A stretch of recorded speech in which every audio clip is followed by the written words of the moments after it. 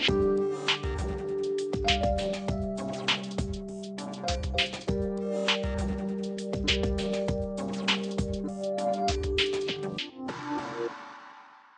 observação e a entrevista são duas técnicas, dois instrumentos que elas se complementam. Eu me utilizei como instrumento de trabalho o fichamento desta produção, dividindo-a tematicamente. O planejamento participativo, ele tem essa perspectiva, né? Eu não posso planejar para a minha perspectiva. Da leitura preliminar, depois você procede o fichamento, depois do fichamento você faz uma análise de conjunto daquela obra. Esses pesquisadores você já conhece. Denise, Maria Amélia, José Claudinei e André participaram do programa sobre modalidades de pesquisa em educação. Hoje o assunto é instrumento de pesquisa, ou seja, as ferramentas que eles, pesquisadores, utilizam para chegar aos seus objetivos. Denise Trento de Souza fez uma pesquisa de campo. E para esta modalidade... A observação e a entrevista são duas técnicas, dois instrumentos que elas se complementam, né? Quer dizer, quem entrevista tem que observar e quem observa acaba entrevistando ainda que de maneira informal. Eu observava o movimento por parte dos alunos, como as crianças se relacionavam, como que eles estavam. Esses registros, eles são registros que algumas vezes você toma notas, você leva o seu caderninho de campo, né? Alguns momentos você toma nota ali, em outros momentos você simplesmente conversa e observa as pessoas e ao voltar para casa tem um procedimento que é o de você ampliar esse registro feito em campo. Nesse registro, ele deve ser feito entre 24 e 48 horas depois que você faz a visita, você vai colocar no papel tudo que você puder lembrar. Isso é muito importante, né? Porque a nossa memória às vezes prega peças na gente, né? A gente acaba confundindo, não lembrando bem como a coisa aconteceu. E é muito importante você tentar manter o maior nível de textualidade possível do que foi dito. Das anotações de Denise, um episódio. Algumas crianças levantam as mãos, umas permanecem assim por algum tempo. Não sei bem o que isso significa, não falam nada. O menino vai até a mesa da professora. Ela manda ele voltar e levantar a mão, esperando chegarem as folhinhas em sua carteira. Ela passa várias folhas de computador, orientando para quem precisasse que pegue uma e passe para trás o resto. Parece-me, então, que as mãos levantadas indicavam que precisavam de tais folhas. Parecia algo trivial, distribuição de folhinhas. Só que este episódio representava a manifestação de uma das estratégias que essa professora desenvolvia com os alunos no início do ano e depois ao final, durante o processo do ano letivo ela ia retomando, que eram o que elas chamavam de combinados.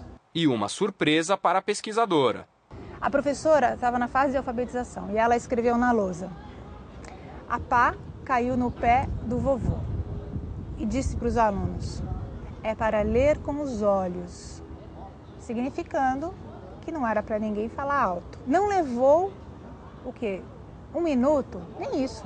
30 segundos para um menino dizer alto: a enxada caiu no pé do titio. Aí olhou para mim e olhou para a professora e deu risadinha. Veja o que esse menino fez, né, em 30 segundos. Já na pesquisação, a técnica é diferente. Você lembra da professora Maria Amélia Santoro? No caso dela, a ferramenta mais comum é o planejamento participativo. O planejamento participativo ele decorre, né, de um pressuposto e de um princípio.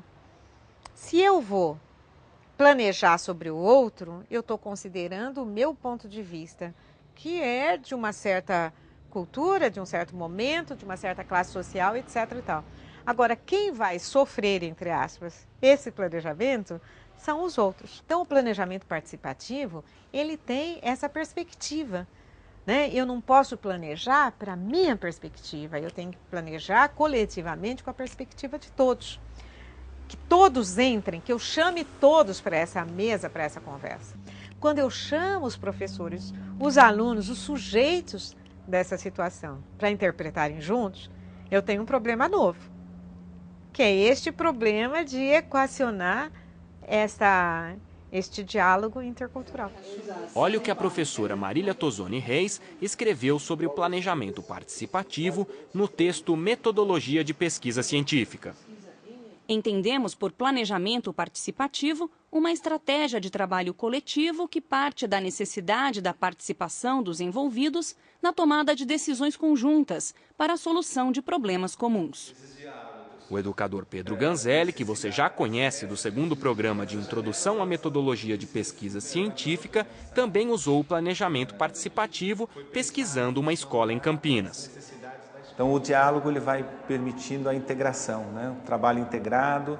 Então, a partir dessa discussão, enfim, como que cada um estava se organizando dentro da escola, nós fomos pensando qual é a perspectiva da integração e, evidentemente, né, o que isso afetaria a aprendizagem dos alunos, né? Foram 114 reuniões de agosto de 2006 a julho de 2009, então, assim, semanalmente, dialogando, analisando o que estava acontecendo na escola, propondo ações, executando essas ações, avaliando essas ações. Então, as principais medidas foi colocar esse grupo de profissionais da área de educação a discutir a sua própria realidade. Começou a se construir a interdisciplinaridade na escola, os diferentes, através dos 7 subprojetos, qual com a sua finalidade, né? Os Jogos da Amizade foi muito importante, foi se constituindo, digamos assim, esse caráter interdisciplinar nas diferentes áreas do conhecimento. Os Jogos da Amizade foram um dos 7 subprojetos aos quais Pedro se referiu. Todos eles resultaram do planejamento participativo. Agora vamos lembrar o que o pesquisador José Claudinei Lombardi, da Unicamp, investigou no seu trabalho de mestrado. Foi através dos documentos de época que me foi possível entender como é que se dava a política indigenista que se referia ao grupo tribal, aos diversos documentos de época que pareciam indicar, referir-se aos Chavantes. E aí eu vou atrás da documentação cujos indicativos eram que se referiam aos Chavantes ou que dê a ideia de como era a vida, a existência do grupo indígena nos mais diferentes momentos da vida tribal. Na pesquisa documental, o pesquisador se vale de um instrumento chamado análise de conteúdo. Como disse a professora Marília Tozoni Reis, no texto Metodologia de Pesquisa Científica, o principal objetivo dessa ferramenta é desvendar os sentidos aparentes ou ocultos de um texto, um documento, um discurso ou qualquer outro tipo de comunicação. Os instrumentos de uma pesquisa bibliográfica também são bem definidos. André Paulilo usou a leitura, a análise e a interpretação dos textos no doutorado que defendeu na USP. Você começa primeiro com as referências básicas da área, então são os grandes clássicos. Esses grandes clássicos te remetem a outras referências e aí hoje, com a tecnologia, a facilidade dos arquivos eletrônicos, a gente também procura os catálogos da biblioteca para fazer esse levantamento online. Então, a gente faz todo o levantamento referente ao tema e aí o trabalho é de pegar os volumes e proceder à leitura. Isto feito, que aí é uma outra perspectiva do trabalho, né? Que é aquela de você sistematizar as leituras. Então, vai desde da leitura preliminar, depois você procede ao fichamento, depois do fichamento você faz uma análise de conjunto daquela obra e aí você começa a agregar isso ao seu repertório de pesquisa. E uma leitura leva a outra.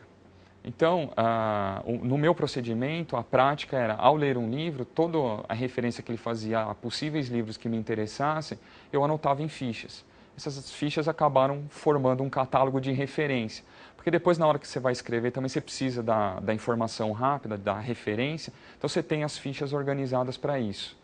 Numa pesquisa bibliográfica, os pesquisados se tornam mais do que simples objetos de pesquisa. Você lê tanto a respeito da biografia do sujeito com o qual você está lidando, você vê tantas perspectivas a respeito daquele personagem histórico, que de certa forma eles passam a te acompanhar por um longo período da sua vida. E André dá um conselho para os novos pesquisadores. Um conselho que se faz quando você está fazendo a pesquisa bibliográfica é que num determinado momento você conheça as suas referências. Conheça no sentido de cumprimentá-los, apertar a mão, quer dizer, ir às palestras, vê-los falando. Então eu acho que isso ajuda muito você, depois que faz o seu levantamento, nos autores que naquele momento estão pensando questões parecidas com você ou já pensaram, é importante você estabelecer o contato com esse autor.